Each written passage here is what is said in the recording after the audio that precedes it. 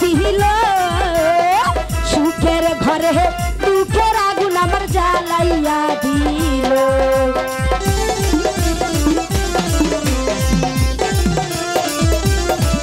আরে বন্ধু হলে এই কি ছিল সুখের ঘরে দুঃখের আগুন আমার জ্বালাইয়া দিল ওরে লাগবে না লাগবে বেঈমান নিমুখারাম কর্ণদেব তোমার পিতার উপর বিশ্বাস করে তাজপুর সিংহাসন তোমাকে আমি বসিয়েছিলাম আর আজ কিনা তোমায় আমার সাথে বিশ্বাসঘাতকতা করেছ তাই আমি তোমাকে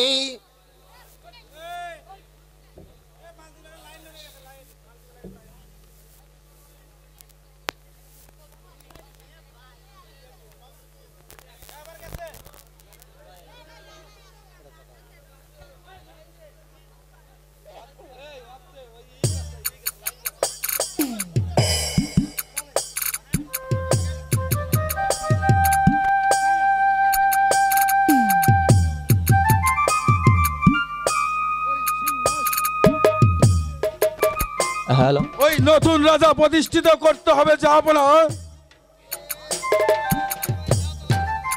ওই তাজপুর রাজ্যের সামান্য একজন প্রজা নাম আমার নিমাই চাঁদ কি উদ্দেশ্যে এখানে এসেছো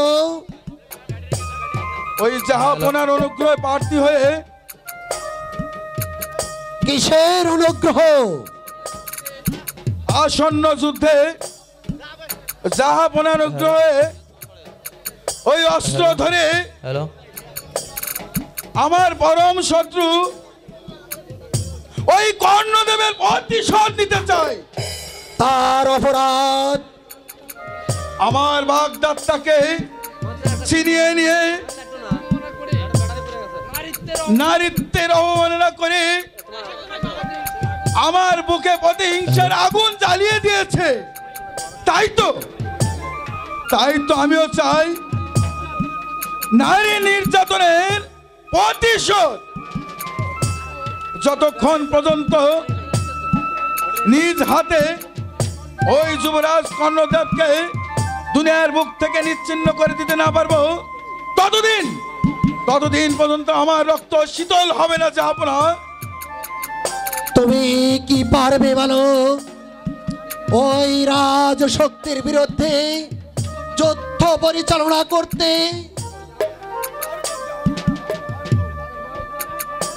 নিমাই চাঁদ সাধারণ মানুষ হলেও শক্তির পরীক্ষায় অসাধারণ বীরত্বের পরিচয় দিবে বেশ তাই যদি হয় তাহলে আজ থেকে তোমাকেই করলাম আমার প্রধান শিবচলা আপনার অনুগ্রহে আমার চিরদিন স্মরণ থাকবে জাহাপনা আমার চিরদিন স্মরণ থাকবে এই নাও বালক এই মুহূর্ত থেকে আমি তোমাকে এই রাজ্যের 70 মরণাস্ত্র তোমার হাতে আমি তুলে দিলাম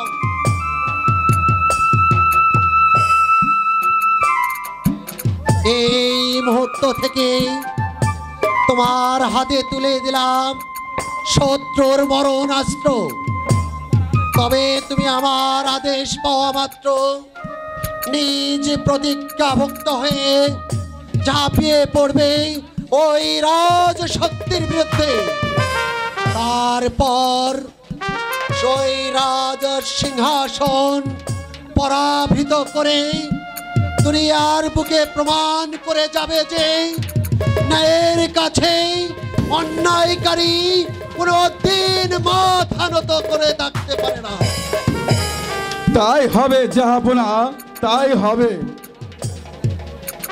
আজ আমি প্রভুর দ্বারা তরবারি স্পর্শ করে প্রতিজ্ঞা করছি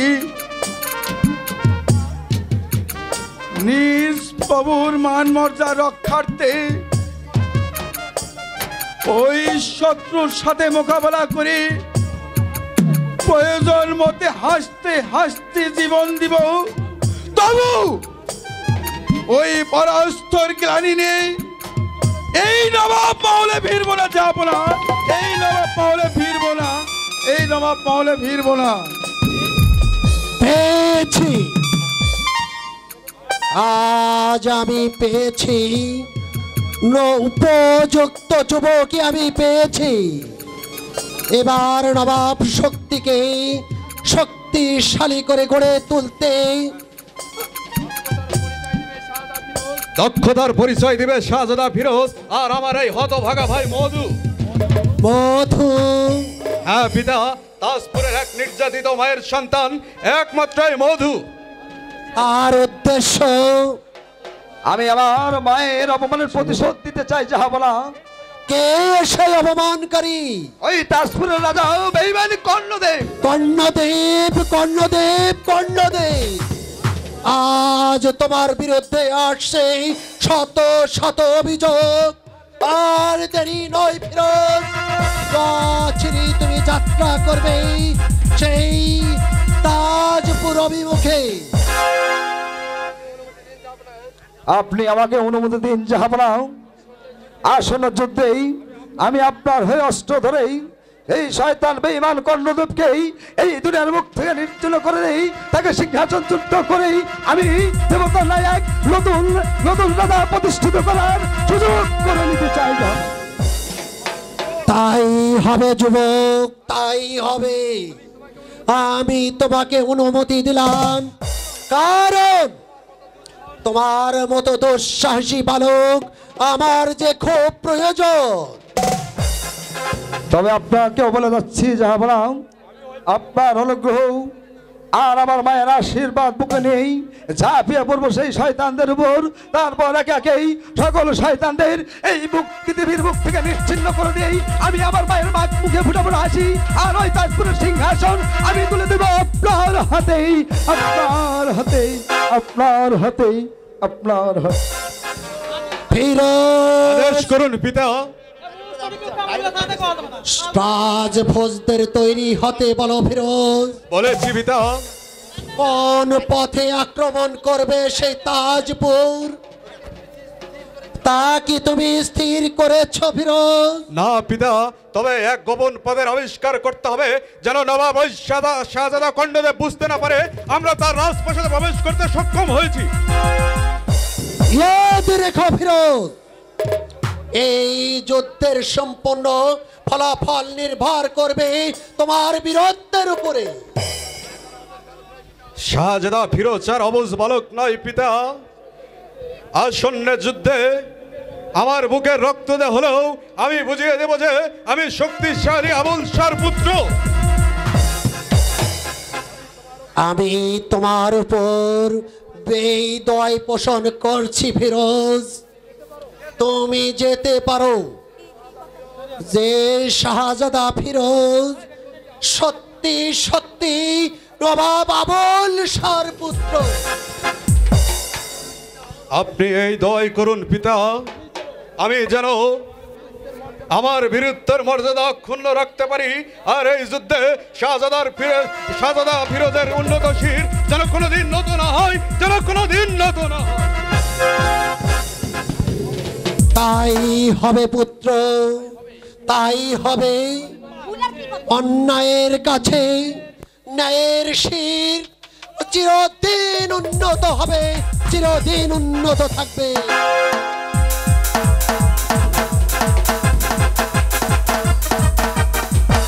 মধু, মধু, আমার এই আকাঙ্ক্ষিত জীবনের সাথী হচ্ছে আমার মধু।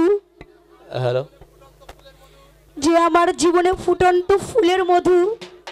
তাই তো, তাই তো আজ ফুলের মালা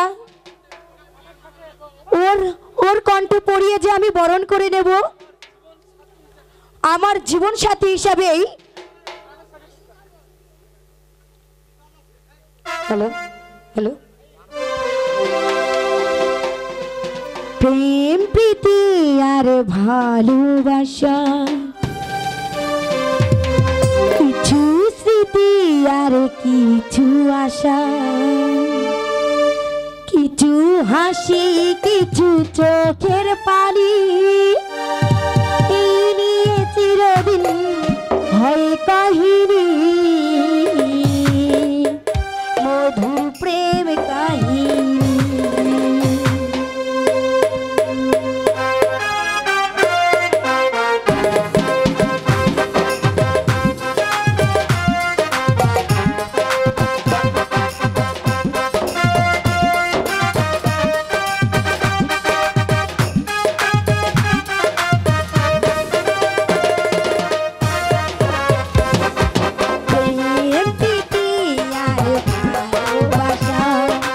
কিছু স্মৃতি আর কিছু আশা, কিছু হাসি কিছু চোখের পানি, এই নিয়ে চিরদিন হয় কাহিনী, মধুর প্রেম কাহিনী।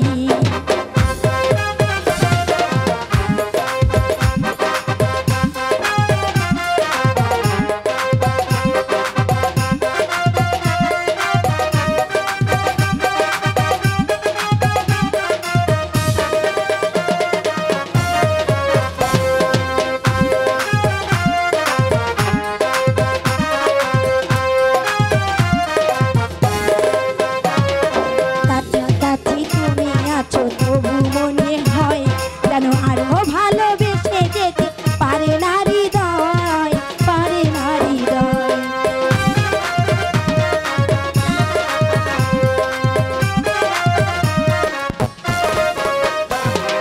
কাছাকাছি তুমি আছো তবু মনে হয় যেন আরো ভালোবেসে যেতে পারে না হৃদয়, পারে না হৃদয়।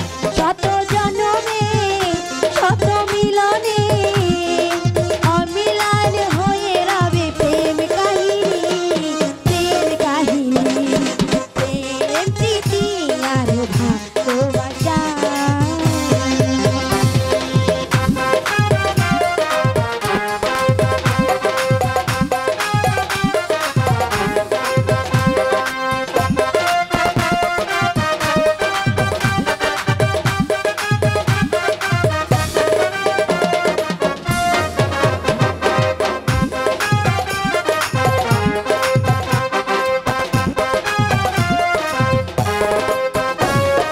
কাছাকাছি তুমি আছো তবু মনে হয় যেন আরো ভালোবেসে যেতে পারে না হৃদয়, পারে না হৃদয়। কাছাকাছি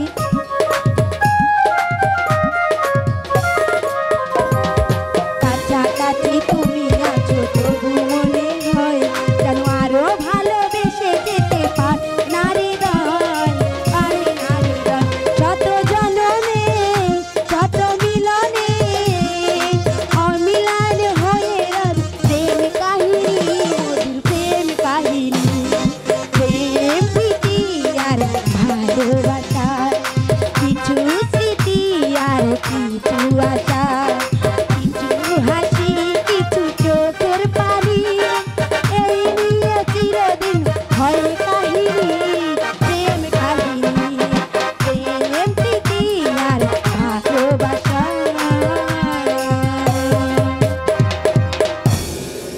বাহ ফুল বাহ, তুই তো খুব সুন্দর গাইতে পারিস। এই এই তোর বুঝি খুব হিংসা হচ্ছে তাই না? এই দোকানে কি আছে মোটেই না, রোল চলতেছে না এটা। মোটেই না। আমার কিন্তু আবারও শুনতে ইচ্ছে হচ্ছে। তাই নাকি? তবে তবে এই এই এই মধু, মধু, বল। আমার জীবনে শয়নে স্বপনে প্রাণের মধু, তবে আমার গা আচ্ছা। ছুঁয়ে বল, সারাক্ষণ আমার পাশে পাশে থাকবি, আমাকে আমাকে ছেড়ে কোথাও তুই যাবি না। এই এই তো তোর গা ছুঁয়ে বলছি, আমি আর তোকে ছেড়ে কোথাও যাব না ফুল। সত্যি বলছিস? এবার বল, আমাকে তুই গান শোনাবি? শোনাবো, 1000 বার শোনাবো, লক্ষবার শোনাবো, কোটি কোটি কোটি বার শোনাবো। হ্যালো, তার আগে আয়, তোর গলায় এই মালাখান পরিয়ে দি। মালা মানে আমার গলায়? হ্যাঁ হ্যাঁ, তোর গলায়। আয় না, এই এই আমি একটু দেখি তোকে কেমন দেখায়।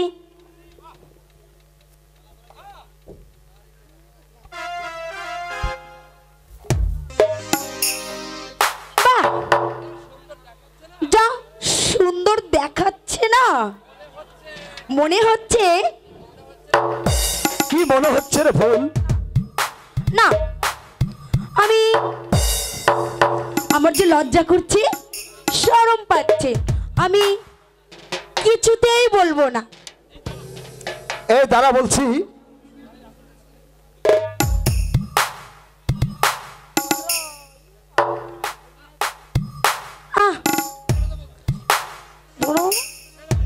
ছেড়ে দে বলছি, আমার কিন্তু ভীষণ শরম লাগছে।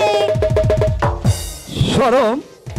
হ্যাঁ, আমাকে নিয়ে যখন ঘর বাঁধবি তখন শরম করবে না বুঝি? আই, তোর সাথে ঘর বাঁধতে আমার বেশ হয়েই গেল। তাই নাকি? তাহলে তুই আমাকে ঘৃণা করিস? বেশ, তুই যখন আমাকে ঘৃণা করিস তাহলে আমি চলে যাচ্ছি। তুমি 1000 ফুলের মাঝে একটি গোলাপ, তুমি 1000 তারার মাঝে একটি যে চাঁদ, তুমি যে আমার। আচ্ছা, তোমারি তোমারি তোমারি, তুমি 1000 ফুলের মাঝে একটি গোলাপ, তুমি 1000 তারার মাঝে একটি যে চাঁদ, তুমি যে আমারি। তোমারি তোমারি তোমারি।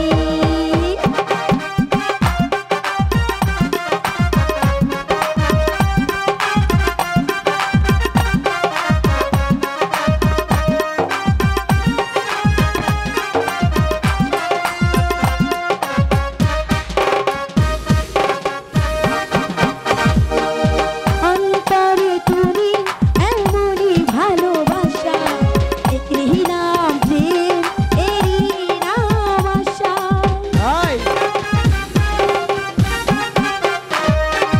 অন্তরে তুমি এমনই ভালোবাসা, এরই নাম প্রেম, এরই নাম আশা। আমাকে ভুলে তুমি থেকো না, কখনোই না। না না যাব না। তুমি 1000 ফুলের মাঝে একটি গোলাপ, তুমি 1000 তারার মাঝে একটি যে চাঁদ।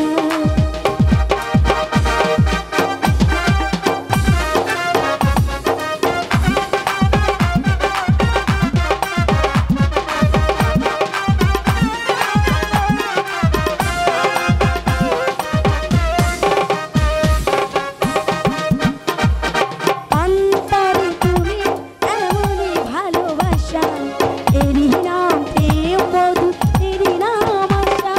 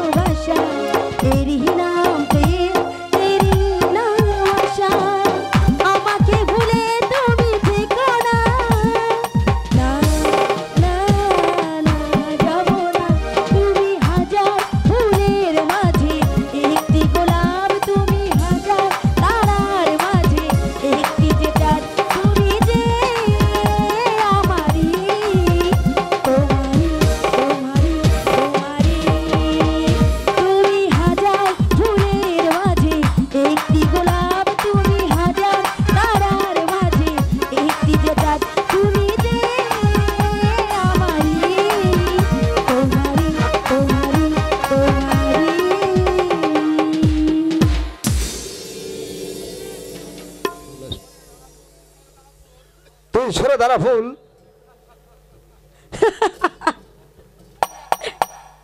তুই তুই এতটাই বোকা? আমি আমি বোকা? আরে আরে আরে, নয় তো কি,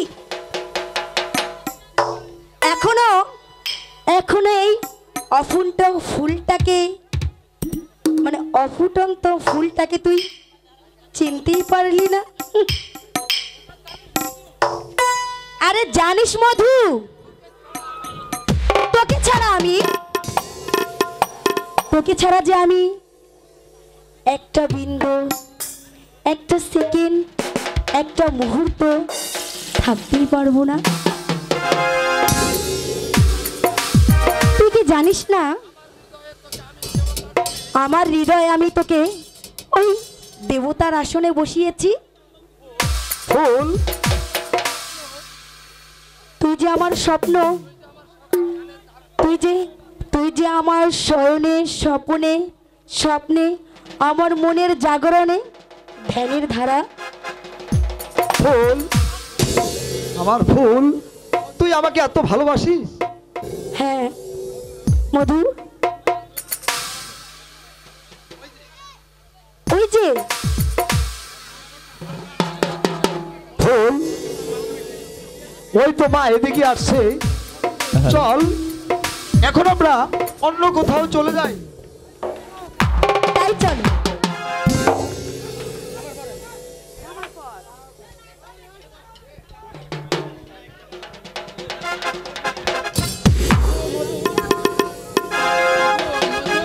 মধু, মধু, না, এই ছেলেটা কোন সকালে বেরিয়েছে, এখন পর্যন্ত ফেরার নামটি নেই। আচ্ছা, আজ আসুক, ওর একদিন কি আমার একদিন। ওই ছেলেটাকে কিছু না বললে সে মাথার উপর উঠে গেছে। আসতে পারি মা? কে? ও পণ্ডিত মশাই, আপনি? হ্যালো, এটা আমি জানি,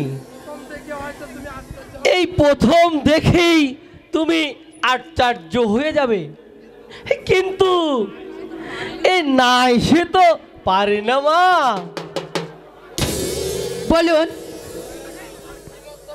আজ আবার কি মতলব করে এসেছেন? মতলব? না না মা, ও কিছু না, এ মানে এই তোমার উপকার করতে এসেছি মা। আমার উপকার করতে এসেছেন? তোমার উপকার করতে এসেছি, মানে মানে তোমার ছেলে আর তোমাকে এই রাজপ্রাসাদে আমি নিয়ে যেতে এসেছি। পণ্ডিত মশাই যা বলেছেন একবারই বলেছেন, দ্বিতীয়বার এ কথার উচ্চারণ করবেন না। একেবারে উঠে গেল বাবা, আমি তার মহারাজ সব ভুল বুঝতে পেরেছে, তাই তো আমাকে জানালো, তোমাকে কাছে পেলে এই তোমাকে স্ত্রীর মর্যাদা দিয়ে ওই সরম্বে ওই ঘরে তুলে নিবে। কাজেই এমন স্ত্রী কয়জনের ভাগ্য মেলে হয়, আপনারা কি কুমার পারবেন? হে কথা দ্বিতীয়বার উচ্চারণ করবেন না পণ্ডিত মশাই। ওর নাম শুনলে আমার মাথার চাঁদি ঘুরে যায়। এটা অবশ্য ঠিকই বা, একটু ইচ্ছাই হোক আর অনিচ্ছাই হোক, তার সাথে যখন রাত্রি যাপনও করেছ পণ্ডিত মশাই, তার সন্তানকে যখন তোমার ওই গর্ভে ধারণ করেছ, না, আপনার কথাগুলো আমার কাছে অসহ্য লাগছে। আমি জানতে চাই আপনি এখান থেকে যাবেন কি না। মা, আমি যখন এসেছি তখন আমাকে তো যেতেই হবে। তবু আমি বলছিলাম কি মা, সব কিছু ভুলে গিয়ে এই তাকে যদি তুমি স্বামী হিসেবে। অসম্ভব! একটা চরিত্রহীনা লম্পটকে আমি কোনোদিন স্বামী বলে স্বীকার করব না। আমি দয়া করে আপনার দুটি পায়ে ধরে বলছি, 16 বছর পূর্বে নিভিয়ে যাওয়া সেই আগুন আপনি দয়া করে আর জ্বালিয়ে তুলবেন না। আপনি চলে যান এখান থেকে। তুমি হয়তো জানো না মা, এই কথাগুলো ওই হারামজাদা স্বার্থপরেরা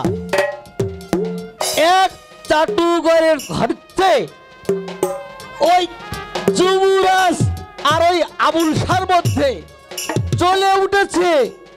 তুমাল তুমাল তুমাল বেগে আগুন জ্বলে উঠেছে মা।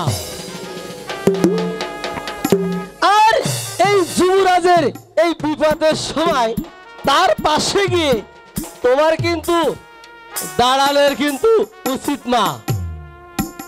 না না, আমি কিছুতেই যাব না। আমার পুত্রের সঙ্গে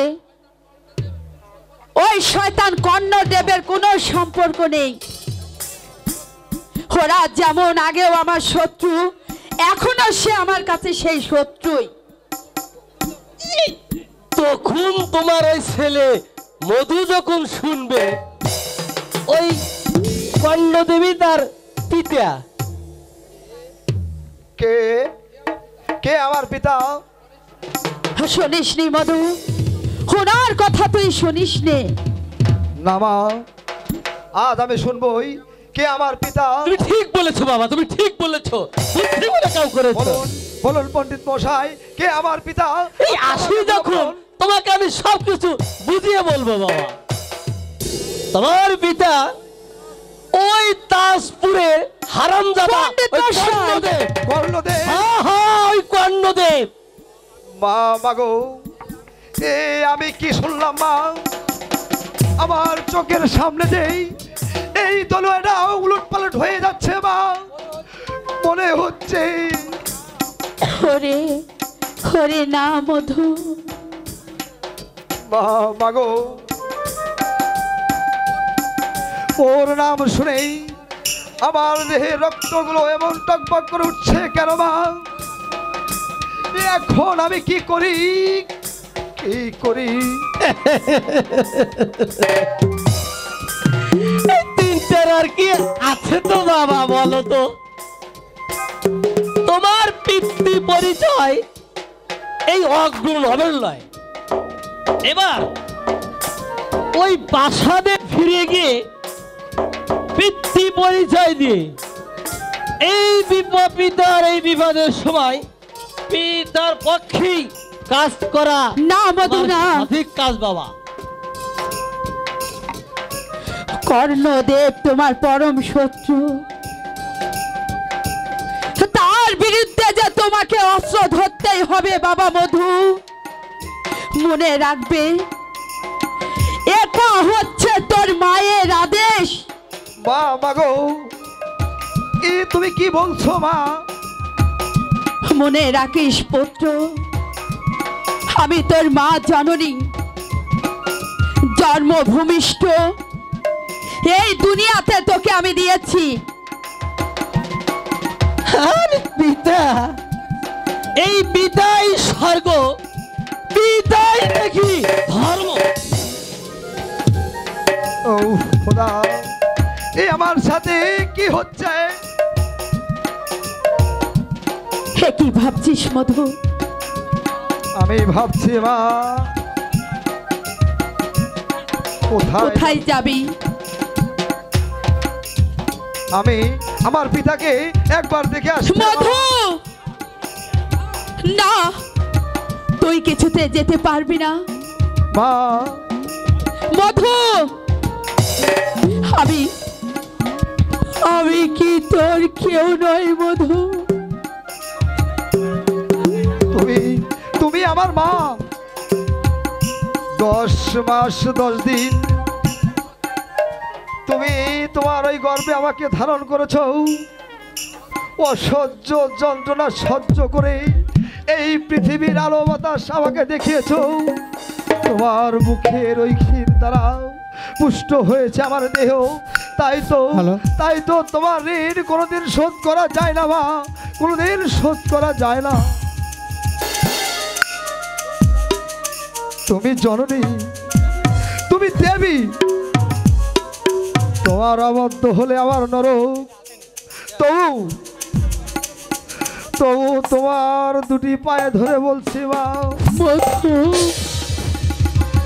আমি শুধু একটি বার আমার পিতাকে দেখে আবার তোমার কাছে ফিরে আসবো মা। তুমি আমাকে যাওয়ার অনুমতি দাও মা, আমাকে যাওয়ার অনুমতি দাও। ওরে মধু,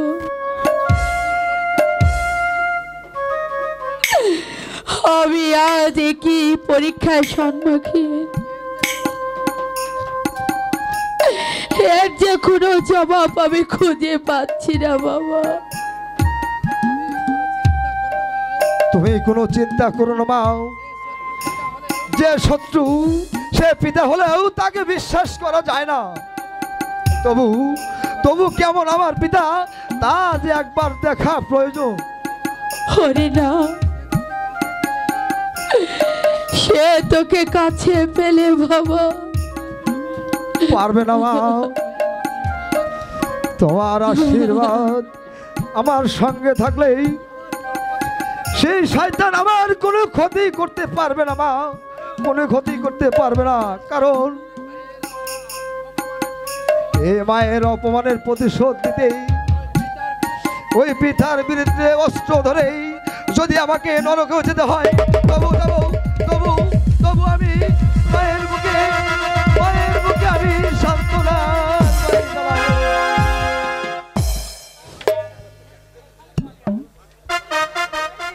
শোন মধু, আমার মধু চলে গেছে। না, তোমার মতো একটা শয়তান আমার সন্তানের মনে অশান্তির বিষ ঢালিয়ে দিয়েছো। তাই তোমাকে যে আমি কি করব। তুমি আর কি করবে মা? উপকার যখন তোমাকে আমি করতে এসেছি,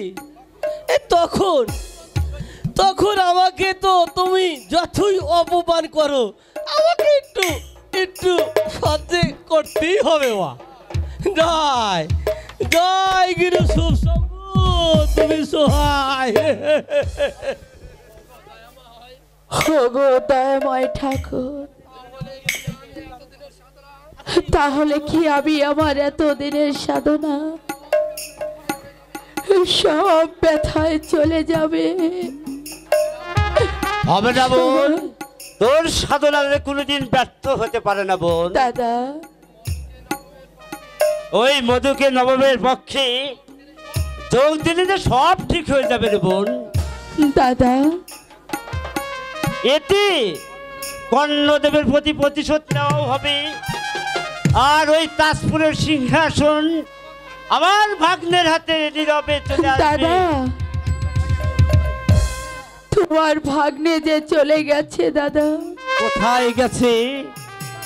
তার পিতার কাছে। কেন তুই তাকে রাখতে পারলি না?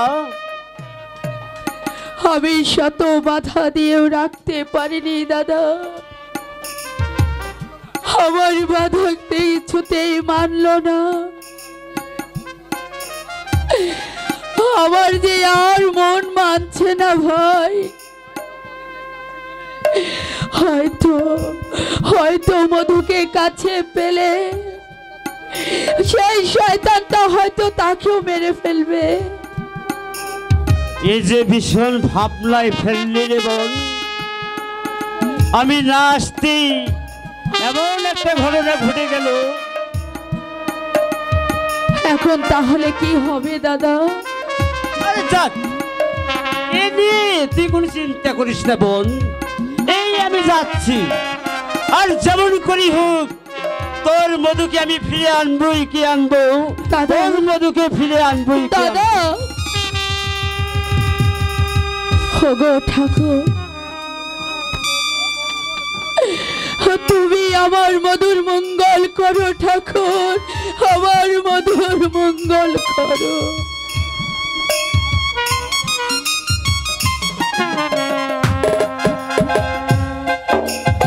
ভগবান ভগবান, ওই তুমি ভগবান, এই দুগুণী কাঞ্চনের অস্ত্র ধারায়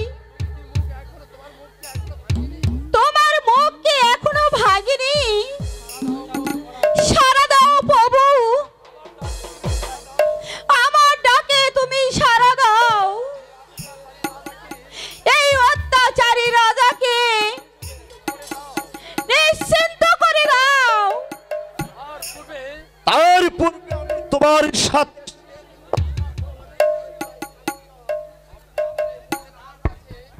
আপনি আবার এসেছেন আমার কাছে।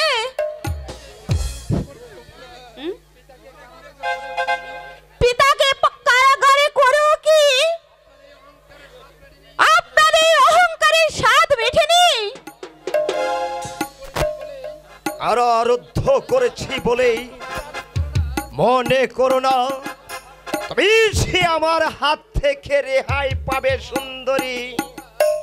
অর্থাৎ এখনো সময় আছে, আর তুমি এখনো ভেবে দেখো তুমি আমার প্রস্তাবে রাজি কিনা।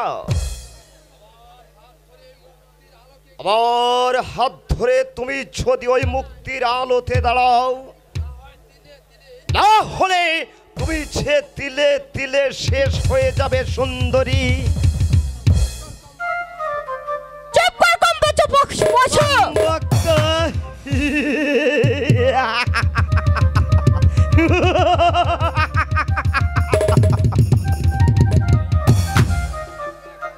এই অহংকার যে তোমার থাকবে না কাঞ্চন। এই পশুকে তোমার স্বামী বলে গ্রহণ করতেই হবে।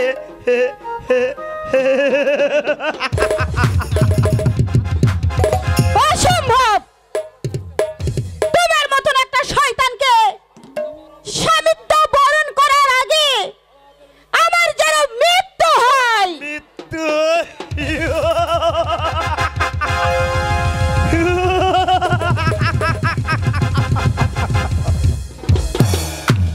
এটাই কি তাহলে তোমার শেষ কথা? হ্যাঁ হ্যাঁ, এটাই আমার শেষ কথা। তাহলে তুমি তোমার নিজ চোখে দেখতে পারবে আবার অবাধ্য হবার পরিণাম কত কঠিন, কত ভয়ঙ্কর।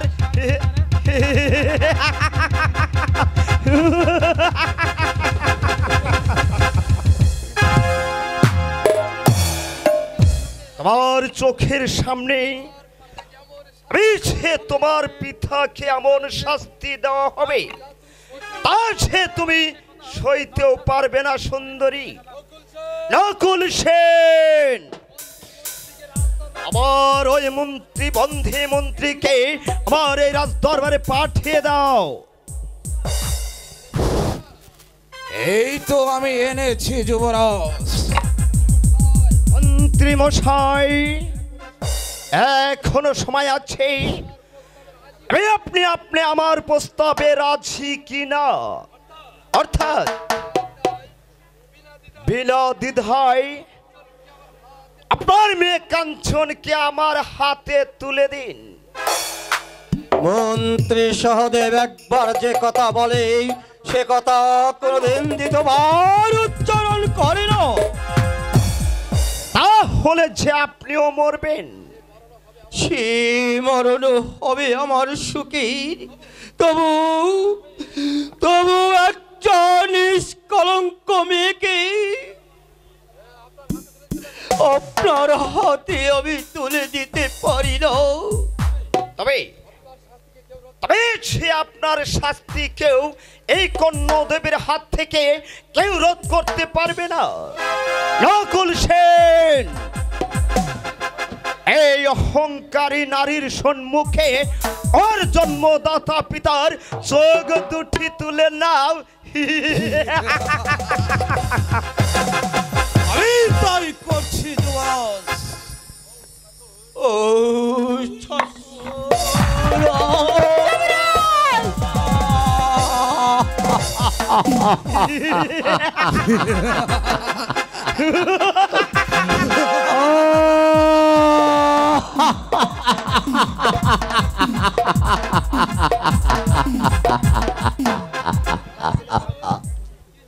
কে হলো কাঞ্চন?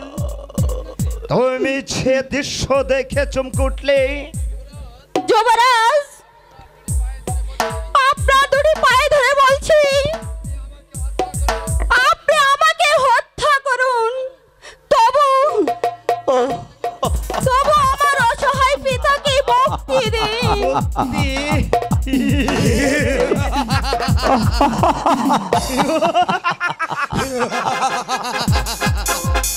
মুক্তি আমি তোমার পিতাকে ঠিকই দিব।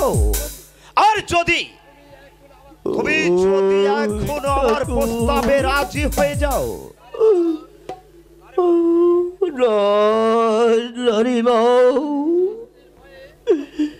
শাস্তির ভয়ে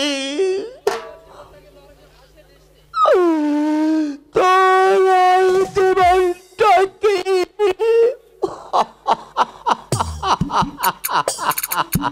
মন্ত্রী মশাই, ভাসিয়ে দৃষ্টির মা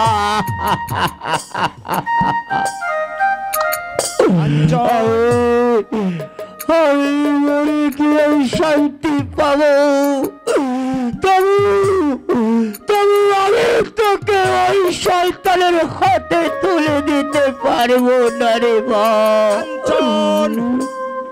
এখন তুমি ভেবে দেখো, এখন তুমি কি করবে? তুমি যদি আমার প্রস্তাবে রাজি না হও, তাহলে এর চেয়ে ভয়ানক কাণ্ড ঘটে যাবে। আমি মানে চুপ কর মা, তুই চুপ কর। মন্ত্রী মশাই, আপনার এখনো এত দর্প? মৃত্যুর পূর্ব মুহূর্ত পর্যন্ত থাকবে যুবরাজ তাবু। মেয়েকে একটা জানোয়ারের হাতে কোনোদিন তুলে দিতে পারবো না। বেশ, এবার তাহলে তুমি বুঝে নাও এই শাস্তি কত ভয়ঙ্কর, কত কঠিন হতে পারে।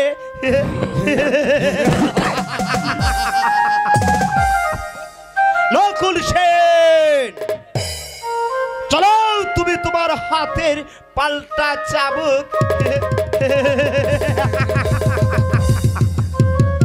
পিতা,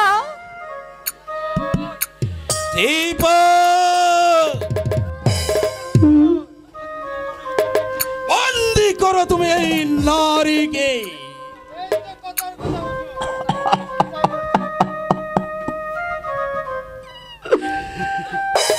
পিতা, পিতা, কারখানা কক্ষে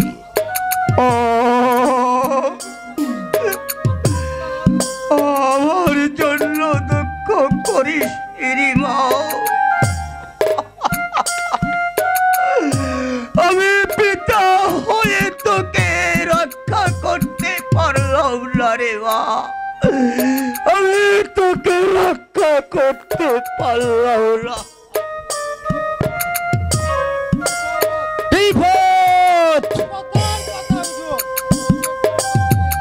ওকে তুমি ওই কারা কক্ষে নিয়ে যাও, তারপর কিভাবে যে ওকে রাজি করাতে হবে আর সে কৌশল যে আমার ভালো করে জানা আছে।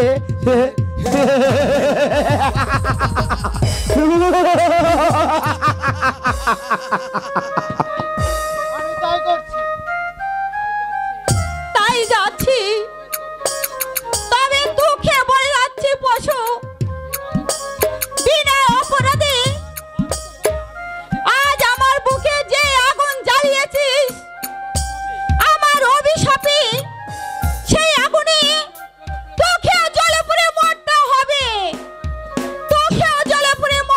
হবে অভিশাপ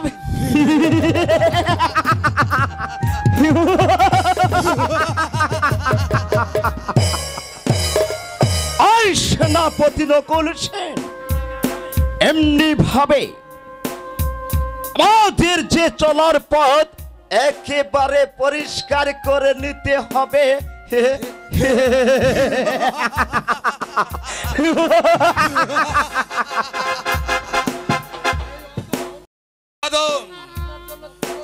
আপনার জন্য জীবন দিতেও প্রস্তুত যুবরাজ।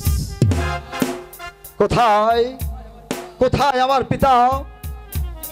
আমি তাকে একটিবার শুধু দেখতে চাই। তুই জানি আজ আপনি আমাকে চিনতে পারবেন না, কিন্তু আমি আপনার অনুজ্জাত সন্তান। আমার যে পুত্র বলে পৃথিবীতে কেউ আছে এ কথা যে আমি বিশ্বাস করি না।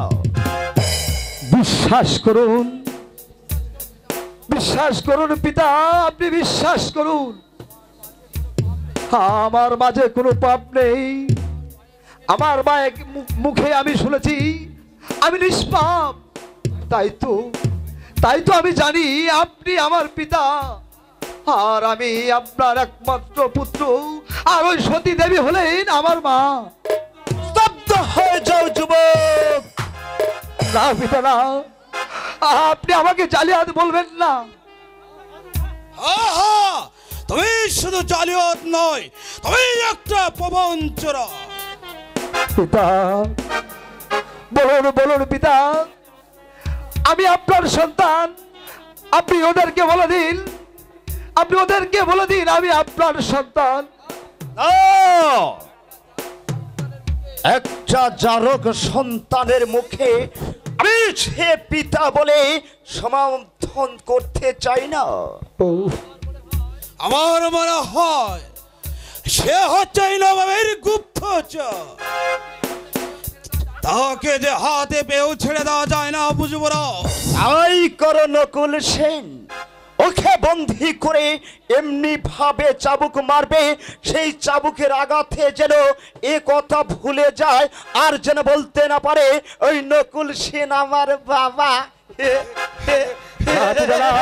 আপনি এই অন্যায় করবেন না। আমি আপনার পিতা, আপনি ওই শয়তানের কথা বিশ্বাস করবেন না, বিশ্বাস করবেন না।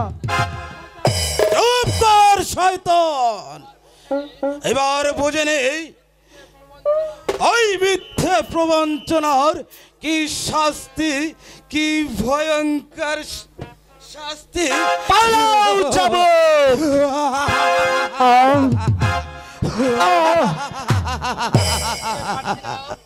আমি আর সইতে পারছি না। আমার কষ্ট দেখে আপনার বলে কি এতটুকু দয়ার সঞ্চয় হচ্ছে না? আপনার ওই পাষাণ হৃদয়টা কি এতটুকু টলছে না? বলুন বলুন পিতা, বলুন। নকুল সেন, চলো তোমার হাতের চাবুক।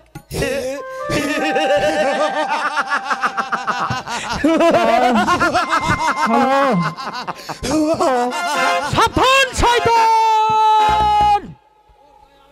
ওর গায়ে আর একটি চাবুকের আঘাত করলেই আমার হাতের পিস্তল খাড়াই তোদের দুজনের মাথার খুলি উড়িয়ে দেবে।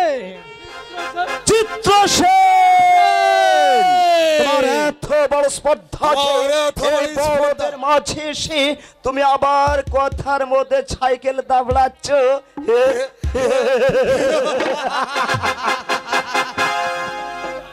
আর আমি জানতে চাই ওকে অমনি ভাবে চাবুক মারা হচ্ছে কেন?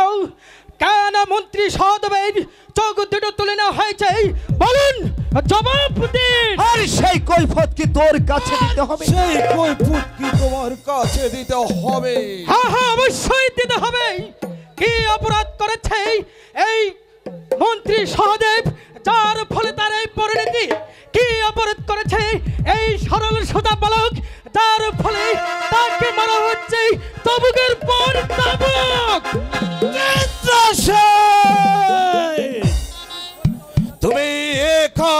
থেকে সরে যাও, আর নইলে এই যুদ্ধ তোর পরিণাম হবে ভয়ঙ্কর। আর নইলে পুত্র বলো, আমি তোমাকে যে কিছুতেই ক্ষমা করব না। শাস্তির ভয় চিত্রসেন করে না পিতা, তাই তো আজ এসেছি আপনাদের মতো শয়তানদের বিচার করতে। চিত্রসেন, তোমার কিন্তু আসপদ্দা বেড়ে যাচ্ছে। যাওয়ার পূর্বে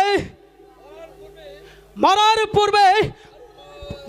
পূর্বে করে দেব আপনাদের মতো শয়তানদের বিচার, শয়তানদের বিচার। আমাদের বিচার করার মতো এ পৃথিবীতে এখনো কেউ জন্মেনি।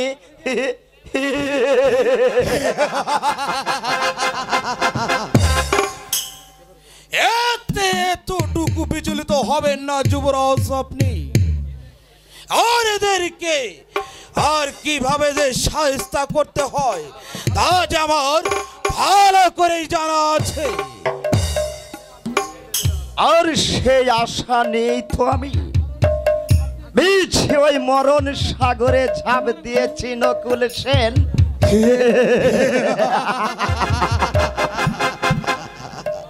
এবার সে তোমার উপর নির্ভর করবে, আবার যে সেই ভবিষ্যৎ। চলো চলো নকুল সেন, এখন আমরা বিশ্রাম করি গিয়ে।